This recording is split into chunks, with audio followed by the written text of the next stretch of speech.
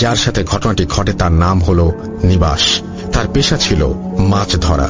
তার গ্রামের মধ্যে ছিল নদী, ওইখানে সে মাছ ধরত, মাছ ধরেই তার জীবিকা নির্বাহ করত। একদিন তার বন্ধু তাকে বলে, আমার পুকুরের মাছ ধরা হবে, তুমি যদি চাও আমার পুকুরের মাছ তুমি এসে ধরতে পারো। সে চিন্তা ভাবনা করে ওইখান থেকে মাছ সংগ্রহ করার জন্য সকালের দিকে বাসা থেকে বের হয়ে গেলেন। বন্ধুর পুকুরের মাছ ধরা শুরু হয় দুপুরের দিকে।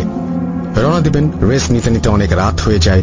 তার বন্ধুর বাসা থেকে তার বাসা প্রায় 2-3 গ্রাম পর, আর যেতে হবে নৌকায় পার হয়ে।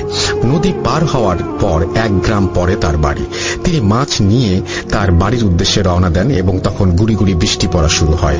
তখন ফোন ছিল না যে কাউকে খবর দেবে। বৃষ্টি মাথায় নিয়ে হাঁটতে লাগলো, আর তিনি যখন নদীর ধারে যায় তখন বৃষ্টি বেশ জোরে পড়া শুরু করে দিয়েছে।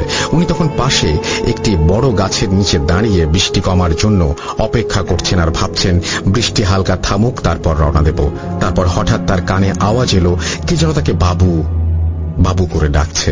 তিনি সামনে তাকিয়ে দেখে বেশ খানিকটা দূরে এক বৃদ্ধা মহিলা তাকে হাত ইশারায় বাবু বাবু বলে ডাকছে, আর বলছে, গাছের নিচে না দাঁড়িয়ে বাড়ির ভেতরে এসো, ওইখানে ভিজে যাবে।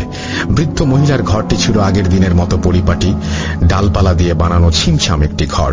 তারপর তিনি ঘরের দিকে গেল, আর বৃদ্ধা বলল, ভেতরে আসো, বৃষ্টি থামুক, তারপর তুমি যেও। তার হাতে তখনও মাছের ব্যাগটা ছিল। তারপর তিনি ভেতরে প্রবেশ করলেন। ভিতরে দেখতে পেলেন একজন বয়স্ক লোক মাদুর বিছিয়ে শুয়ে আছে। তারপর তিনি মাথা মোছার জন্য কিছু দিতে বললে বৃদ্ধা একটা কাপড় এনে দেয় এবং সে কাপড় দিয়ে মাথা মোছে। তাকে একটা মাদুর পেতে বৃদ্ধা বসতে বলেন। তারপর বৃদ্ধা তার সম্পর্কে সবকিছু জানতে চান। নাম কি, বাড়ি কোথায়, এত দেরি হলো কেন, কোথায় আসছো, বিস্তারিত আর কি। কথার মধ্যে বৃদ্ধা মহিলা, পাশের রুমে আমার নাতনি খিচুড়ি রান্না করছে, বৃষ্টি তো ভালোই পড়ছে, তুমি অপেক্ষা করো আর এখান থেকে খিচুড়ি খেয়ে যাও, এসব বলে। উনি চিন্তা করে বাসায় যেতে যেতে অনেক দেরি হয়ে যাবে, তার চেয়ে এখান থেকে খিচুড়ি খেয়েই যাই, ভালো হবে। তখন তিনি বলেন, ঠিক আছে, রাত অনেক হয়ে গেছে, আমি খিচুড়ি খেয়েই রওনা দেব। একটু পর বৃদ্ধা নাতনি সুন্দর একটা প্লেটে করে তার জন্য খিচুড়ি নিয়ে আসে। তার কাছে যে খিচুড়ি নিয়ে এসেছে মেয়েটি খুব সুন্দর, পরীর মতো দেখতে, এত সুন্দর মেয়ে সে জীবনে দেখেনি। মেয়েটি তার কাছে প্লেট রেখে চলে যায়। তিনি মেয়েটিকে দেখে মুগ্ধ হয়ে যান। তিনি মেয়েটিকে পছন্দ করে ফেলেন। কথা বলতে বলতে খিচুড়ি খেয়ে ফেলেন। এত স্বাদের খিচুড়ি সে জীবনে কখনো খাননি। তিনি খিচুড়ি খেয়ে ওঠার পর বৃষ্টি কিছুটা কমের দিকে। তিনি যখন যাওয়ার প্রস্তুতি নিবে তখন তিনি তার মনের কথা আটকে রাখতে পারেননি। তিনি বৃদ্ধাকে বলেন তার নাতনিকে তার পছন্দ হয়েছে, সে তাকে বিয়ে করতে চায়। ওনারা এক কথায় রাজি হয়ে যায়। আমারও তোমাকে খুব পছন্দ হয়েছে, আমরা এই বিয়েতে রাজি আছি, কিন্তু 3টা শর্ত আছে। প্রথম শর্ত হলো, এখান থেকে যাওয়ার পর তোমরা আর কখনো আমাদের খোঁজ করতে আসবে না। দ্বিতীয় শর্ত, প্রতি পূর্ণিমা রাতে একটি কুকুর তোমাদের ঘরের সামনে আসবে আর ডাকাডাকি করবে, তুমি শান্ত হয়ে এসে 1 বাটি ভাত দেবে। এইভাবে তুমি যতকাল বেঁচে থাকবে এটা করা লাগবে। আর তৃতীয় শর্ত হলো, তোমার ঘরে 2টা প্রদীপ হবে।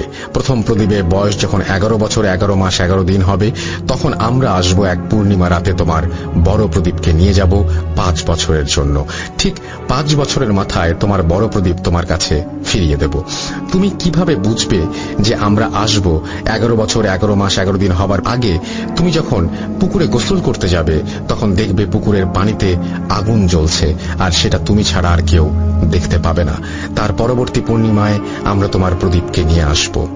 উনি কোনো কথা না বুঝে এক কথায় রাজি হয়ে গেলেন। তারপর বৃদ্ধা সেই মেয়েকে পাশের ঘর থেকে ডেকে নিয়ে বললেন, তোমরা এখনই বিয়ে করো এবং বিয়ে করে ওর সাথে চলে যাও, এখন থেকে ওখানেই তুমি থাকবে। মেয়েটি কিছু বলে না। মেয়েটা একটা হাসি দিয়ে নিবাস তাকে প্রণাম করে রওনা দেয়। তখন বৃষ্টি থেমে গেছে। আর যাওয়ার সময় বৃদ্ধা বলে, তুমি যখন চলে যাবে তখন পেছনে তাকাবে না, আর নৌকা নিয়ে যাওয়ার সময় তোমার আশেপাশে দিয়ে অনেক মাছ লাফালাফি করবে, তুমি ভুলেও জাল ফেলবে না। তারপর তারা দুজন রওনা দিয়েছে। বাসায় যেতে যেতে অনেক রাত হয়ে গেছে। সাথে মেয়ে দেখে বাসার লোকজন তাকে বিভিন্ন প্রশ্ন করতে থাকে। তখন নিবাস পথের মধ্যে ঘটা সব ঘটনা লুকিয়ে সবাইকে বলে, মেয়েটার এক বৃদ্ধর সাথে বিয়ে ঠিক করা হয়েছিল, তাই সে বাসা থেকে পালিয়ে এসেছে, আর আমি মেয়েটাকে বিয়ে করতে চাই। পরিবারের সবাই বিয়েতে না করার পরেও তিনি অনেক জোরাজুরি করে বিয়ে করে ফেলেন। একদিন তারা শুয়ে আছে, প্রথম পূর্ণিমার রাতে, আনুমানিক রাত 1টা কি 1:30 হবে। এই সময় তার ঘরের সামনে একটি কুকুরের ডাক আসছে, অদ্ভুত রকমের এক কুকুরের ডাক, সাথে মিষ্টি একটা গন্ধ।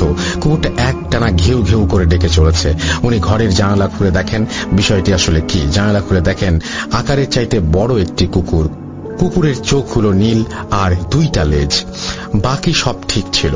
উনি জানালা খুলে কুকুর দেখার পর কথা মতো বাইরে গিয়ে এক থালা ভাত দিয়ে আসে। কুকুরটা ভাতগুলো খেয়ে অন্ধকারের মধ্যে দৌড়াতে দৌড়াতে চলে যায়। এইভাবে কুকুরটি প্রতি পূর্ণিমার মধ্যরাতের পর এসে খাবার খেয়ে আবার চলে যেত।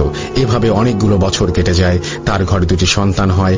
আর 11 বছর 11 মাস 11 দিন পর তিনি একদিন হঠাৎ দেখেন মাছ পুকুরে ধাউ ধাউ করে আগুন জ্বলছে।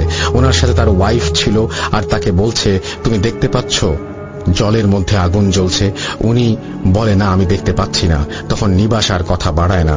তখন হঠাৎ তার ওই বৃদ্ধ লোকের কথা মনে পড়ে যায়।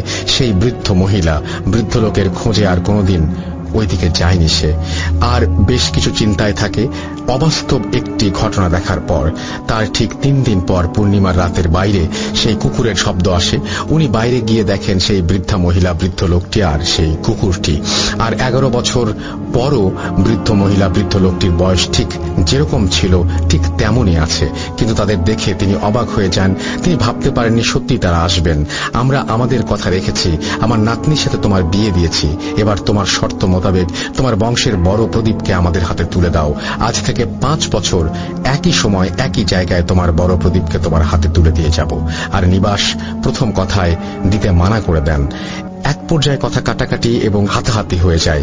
এরকম হাতাহাতির এক পর্যায়ে উনি একটি লোহার পেরেক দিয়ে ওই বৃদ্ধ লোকটির কপালে আঘাত করেন।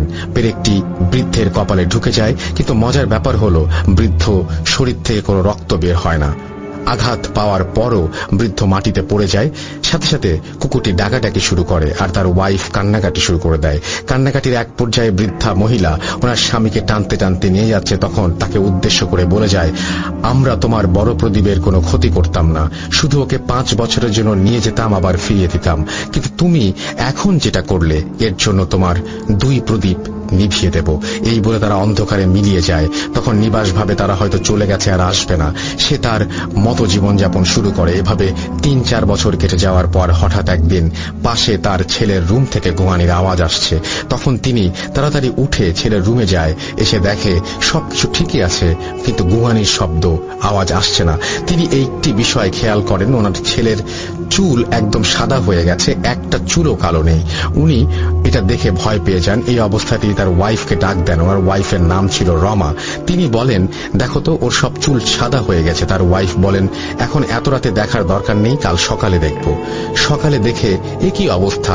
ওনার বড় ছেলে বোবা হয়ে গেছে, কোনো কথা বলতে পারে না, উই উই উই টাইপের একটা শব্দ করে শুধু।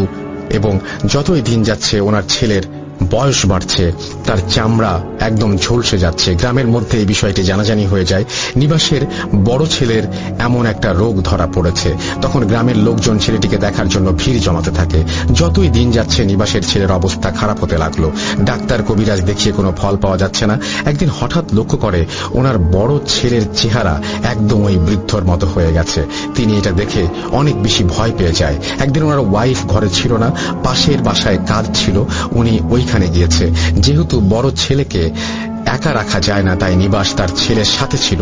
সাথে থাকার পর হঠাৎ খেয়াল করে তার বড় ছেলে কথা বলছে। সেই বৃদ্ধ লোকের মতো আওয়াজ করে নিবাসকে বলছে, বাবু এদিকে এসো, কথা আছে তোমার সাথে। তারপর তিনি বেশ ভয়ে ছেলের কাছে যায়। তাকে বৃদ্ধ অনেক কথা বলে, এখন আমি চলে যাব, তোমার 1 প্রদীপ শেষ, তোমার আর 1 প্রদীপও নিভিয়ে যাব। এখন আমরা চলে যাচ্ছি। বলার সাথে সাথে দরজাটি আপনা আপনি খুলে যায়। তারপর তিনি দেখতে পান সেই বৃদ্ধা মহিলাটিকেও। সেই লোকটি বৃদ্ধার কাছে যায় আর দুজনে মিলে হাঁটা শুরু করে। নিবাস ওনাদের ফলো করে দরজার সামনে যায়। যেটা দেখে সেটার জন্য সে কখনোই প্রস্তুত ছিল না। সে দেখে সিঁড়ি দিয়ে মানুষ যেভাবে ওপরে উঠে যায়, শূন্যের মধ্যেই সে সেইভাবে উপরে উঠতে লাগলো। ওনাদের চেহারা কিন্তু আগের মতো আছে, একদম পরিবর্তন হয়নি। তারা শূন্যের ওপর হাঁটতে হাঁটতে থেমে পেছনে ফিরে তাকায়। বৃদ্ধা মহিলার সামনে থাকা অবস্থায় তার মাথা ঘোরে এবং বলে, আমরা 33 বছর পর পর আবার আসব। তোমার শাস্তি হলো তোমার বংশের বড় প্রদীপকে আমরা নিয়ে যাব, আর কখনো দিব না। তারপর তারা আবার হাঁটা শুরু করে। হাঁটতে হাঁটতে তারা মিলিয়ে যায়। নিবাস তখন কান্নাকাটি করে আর তার ওয়াইফ দৌড়ে আসে, বলে এইভাবে কান্না করছো কেন? তার ওয়াইফ কিন্তু বৃদ্ধর মাথায় ব্রেক ঢুকানোর কথা কিছুই জানে না। তখন নিবাস শুরু থেকে শেষ পর্যন্ত ঘটনা বলে, আমার ভুলের জন্য এগুলো হয়েছে, আমার এইগুলো করা উচিত হয়নি। তার ওয়াইফ কথাগুলো শুনে কান্নাকাটি শুরু করে দেয়। এরপর আস্তে আস্তে সব ঠিক হয়ে যায়। এর 6 মাস পর তার ছোট ছেলে হঠাৎ পুকুরে ডুবে মারা যায়। তার ছেলের চোখ দুটো বের হওয়া ছিল এবং পুকুরের মধ্যে সে ওইভাবেই ভেসে ওঠে। তারপর নিবাস তার ওয়াইফের কাছে জানতে চায়, তুমি আসলে কে, আর ওনারা কি সত্যি তোমার আত্মীয় স্বজন নাকি? মেয়েটি কান্না করে দেয় আর বলে, আসলে ওনাদের আমি কাউকে চিনি না। আমি ওনাদের মুখ থেকে যেটুকু শুনেছি, আমি খুব ছোট ছিলাম, তুমি যেই গাছের নিচে দাঁড়িয়েছিলে, আমি ওই গাছের নিচে বসে কান্না করছিলাম। তারপর ওই বৃদ্ধ লোক আর বৃদ্ধা মহিলা তখনও নাকি একই রকম চেহারা। তারা দুজনে আমার কাছে এসে বলে, তুমি কান্না করছো কেন? আমার তখন বাসার কথাও মনে নেই, আমার বাড়ি কোথায় আর এখানে কিভাবে আসলাম তাও জানি না। এই বলে আমি কান্নাকাটি করতে থাকি। আমার কান্না দেখে তারা ঠিক করলো আমাকে তাদের কাছেই রেখে দেবে। এইভাবে আমাকে একদিন লালন পালন করে আসছে। কিন্তু ওই মেয়েটি যখন একটু বোঝা শুরু করে, তখন ওনারা ওই মেয়েটাকে সবকিছু বলে দেয়, আগে থেকে ভবিষ্যতে কি কি হবে, এরকম ছেলের সাথে তোমার বিয়ে হবে, আমরা আবার আসব, আমাদের এইভাবে তোমার বড় ছেলেকে দিতে হবে, 5 বছরের জন্য আবার দিয়ে দেব। এই সব কিছু মেয়েটি জানতো, কিন্তু হাজবেন্ড যে বৃদ্ধ লোকটিকে আঘাত করেছিল এটা সে জানতো না। তার স্বামী ঘটনাটি তার কাছ থেকে লুকিয়েছে। তিনি তার স্বামীকে একদিন জিজ্ঞেস করেছিল তারা কি এসেছিল কিনা। তার স্বামী বলেছিল না, তারা তো আসেনি। তার স্বামীর কথা সে মেনে নেয়। লিসেনের বৃদ্ধ মহিলা যাওয়ার সময় 33 বছর পর আসার কথা ছিল। 33 বছর পর কি ঘটেছিল সেটা পরবর্তী সময়ে পাঠানো হবে। ঘটনাটি কতটা ভয়ের ছিল জানি না, তবে ঘটনাটি রহস্যময়। আমি জানতে চাইব